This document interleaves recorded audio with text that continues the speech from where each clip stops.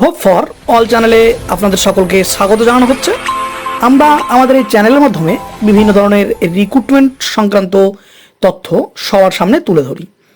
আজকেও তেমন একটি বিশেষ গুরুত্বপূর্ণ ইনফরমেশন নিয়ে আপনাদের সামনে আমরা হাজির হয়েছি। আজকে আমরা দেখাতে চলেছি অঙ্গনারী কর্মী যে নিয়োগ হতে চলেছে সেই সংক্রান্ত তথ্য। আগে আমরা আমাদের এই চ্যানেলের মাধ্যমে এই অঙ্গনারী নিয়োগ সংক্রান্ত কিছু ইনফরমেশন তুলে ধরেছিলাম। তেমনই একটি জেলায় এই অঙ্গনারী কর্মী রিক্রুটমেন্টের জন্য ভ্যাকেন্সি বেরিয়েছে, সেই সংক্রান্ত তথ্যই আজকে আপনাদের সামনে তুলে ধরব। দেখুন, উচ্চ মাধ্যমিক পাশে এখানে হবে, আর এই নিয়োগ সংক্রান্ত সমস্ত বিষয়বস্তু কোন ব্লকে কোথায় বেরিয়েছে সেই সম্পূর্ণ তথ্য আমরা আজকে আপনাদের সামনে তুলে ধরতে চলেছি। চলুন দেখে নিই এই সংক্রান্ত সমস্ত বিষয়বস্তু কি আছে না আছে। দেখুন, প্রচুর শূন্য পদে রাজ্যে আরও অঙ্গনারী কর্মী ও সহায়িকা পদে চাকরি 2024।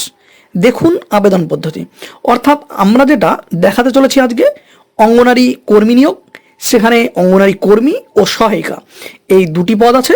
এই দুটি পদ সংক্রান্ত সমস্ত তথ্য আমরা এখানে দিয়ে দেব।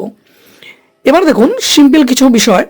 দীর্ঘ প্রতীক্ষার অবসান ঘটিয়ে পশ্চিমবঙ্গ সরকার নতুন করে অঙ্গনারী সহায়িকা ও অঙ্গনারী কর্মী পদে নিয়োগের বিজ্ঞপ্তি প্রকাশ করল। নিয়োগ করা হচ্ছে আপনার গ্রাম পঞ্চায়েতের অঙ্গনারী কর্মী ও সহায়িকা পদে। এই পদে আবেদন করার জন্য শিক্ষাগত যোগ্যতা থাকতে হবে উচ্চ মাধ্যমিক পাস। উচ্চ মাধ্যমিক পাশে নিয়োগ করা হচ্ছে অঙ্গনারী কর্মী ও সহায়িকা পদে। তাহলে আপনারা বুঝতেই পারছেন অঙ্গনারী কর্মী সহায়িকা পদে নিয়োগ হবে। আপনারা যদি এইচএস পাস করে থাকেন শুধুমাত্র, তাহলেই আপনারা এখানে ফর্ম ফিল আপ করতে পারবেন। এরপর দেখুন সহায়িকা ও কর্মী পদে কিভাবে আবেদন করবেন, আপনাদের ডকুমেন্ট কি কি লাগবে, কত টাকা করে আপনাদের মাসিক বেতন দেওয়া হবে, আবেদন কতদিন পর্যন্ত চলবে, সমস্ত তথ্য ডিটেলস এবার দিতে চলেছি। দেখুন, অঙ্গনারী কর্মী ও সহায়িকা পদে আবেদন করার জন্য শিক্ষাগত যোগ্যতা থাকতে হবে উচ্চ মাধ্যমিক পাস, অর্থাৎ এইচএস পাস হলেই আপনি এই দুটি পদের জন্য আবেদন করতে পারেন। উচ্চ মাধ্যমিক পাস বা সমতুল্য যদি আপনি অন্য কোনো পরীক্ষাও পাস করে থাকেন সেটাও আপনি দিতে পারেন। এরপরের ইনফরমেশন দেখুন, এই পদে আবেদন করার জন্য বয়স কত লাগবে আপনার। দেখুন এখানে পরিষ্কার বলা আছে এই পদে আবেদন করার জন্য আপনার সর্বনিম্ন বয়স 18 বছর ও সর্বোচ্চ বয়স 35 বছর, অর্থাৎ 18 থেকে 35 বছরের মধ্যে যদি আপনার বয়স হয়ে থাকে তাহলে আপনি অঙ্গনারী কর্মী ও সহায়িকা পদের জন্য আবেদন জানাতে পারেন। আর এই বয়স আপনি কোন তারিখ থেকে হিসাব করবেন, আপনার জন্ম তারিখ থেকে 1/1/2024 তারিখ অনুযায়ী আপনি এই বয়স হিসেব করবেন। অর্থাৎ 2024 সালের জানুয়ারি মাসের 1 তারিখ পর্যন্ত আপনার যদি বয়স 18 থেকে 35 বছরের মধ্যে হয় তাহলেই কিন্তু আপনি এই আবেদন করতে পারেন। আর বয়সের প্রমাণপত্র হিসাবে মাধ্যমিকের অ্যাডমিট কার্ড আপনাকে দেখাতে হবে। অর্থাৎ আপনি যখন মাধ্যমিক পাস করেছেন আপনাকে এক অ্যাডমিট কার্ড আছে, সেই অ্যাডমিট কার্ডে যেন আপনার বয়স যেটা আছে সেই অনুযায়ী হয়, কারণ সেই অনুযায়ী আপনার এই বয়স ধরা হবে। আবেদন করার আগে আপনারা অবশ্যই অফিসিয়াল নোটিফিকেশনটি একবার ভালো করে দেখে নেবেন।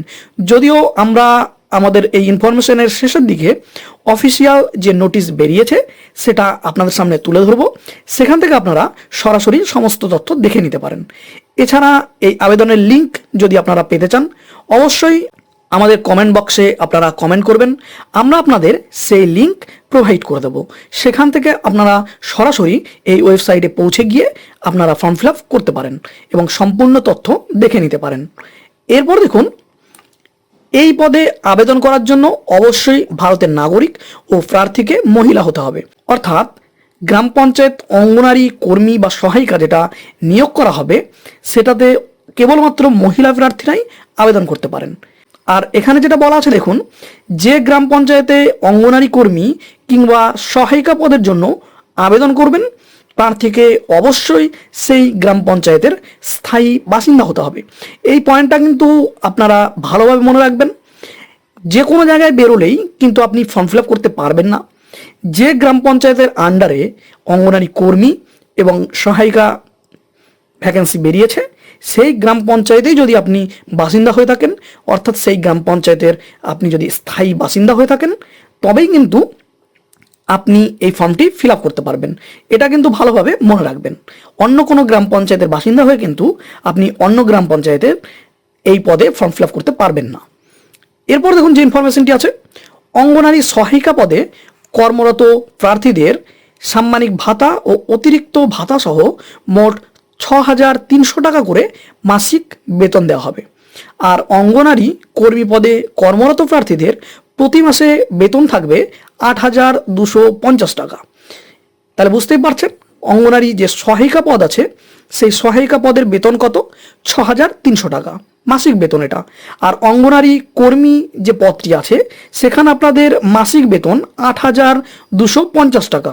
ইতিমধ্যেই আবেদন শুরু হয়ে গেছে। যে সমস্ত প্রার্থীরা যোগ্য এবং ইচ্ছুক তারা অবশ্যই ফর্ম ফিল আপ করুন। আর এই ফর্ম ফিল আপ অনলাইনে করতে হবে। ফর্ম ফিল আপের তারিখটা একবার দেখে নিন।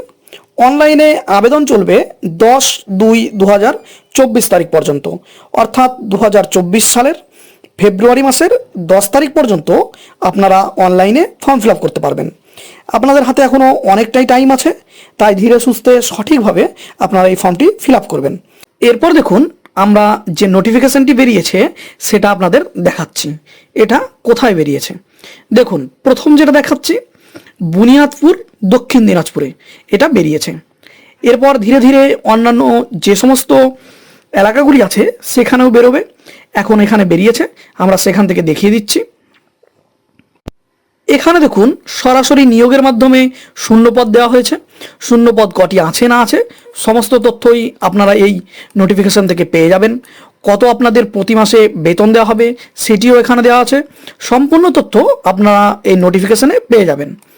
পরের যেটা বেরিয়েছে সেখানে দেখুন এটাও দক্ষিণ দিনাজপুর বেরিয়েছে, বুনিয়াদপুরে। এখানে দেখুন যে ভ্যাকেন্সি বেরিয়েছে সেটা আপনার কোথায় কোথায় বেরিয়েছে সেই গ্রাম পঞ্চায়েতের নামও উল্লেখ করা আছে।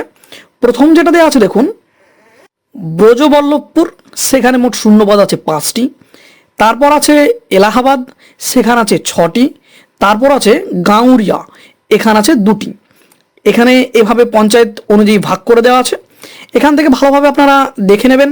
আর একটা জিনিস এখানে দেখে নেবেন, এখানে যে ভাগ করে দেওয়া আছে সেটা কোন ক্যাটাগরিতে কতগুলি ভ্যাকেন্সি আছে সেটাও সম্পূর্ণ তথ্য এখানে দেওয়া আছে। দেখুন এখানে তপশিলি জাতি, তপশিলি উপজাতি, জেনারেল ক্যাটাগরির সমস্ত ক্যাটাগরির ভাগ করে দেওয়া আছে।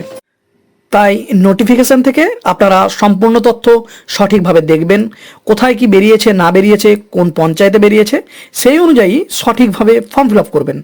ফর্ম ফিল আপ যদি আপনি ভুল করেন আপনার ফর্ম কিন্তু ক্যান্সেল হয়ে যাবে। এবার দেখুন এই অঙ্গনারীর যে সমস্ত ভ্যাকেন্সি বেরোচ্ছে আমরা আমাদের এই চ্যানেলের মাধ্যমে সম্পূর্ণ তথ্য তুলে ধরছি। যখন যে পঞ্চায়েতে যে জেলায় বেরোচ্ছে সম্পূর্ণ কিছু আমরা আমাদের এই চ্যানেলের মাধ্যমে তুলে ধরেছি। আজকেও তেমনই তুলে ধরলাম। এই ইনফরমেশন যদি আপনাদের ভালো লেগে থাকে অবশ্যই আমাদের চ্যানেলটিকে একটু সাবস্ক্রাইব করে দেবেন, ভিডিওগুলোকে লাইক করে দেবেন।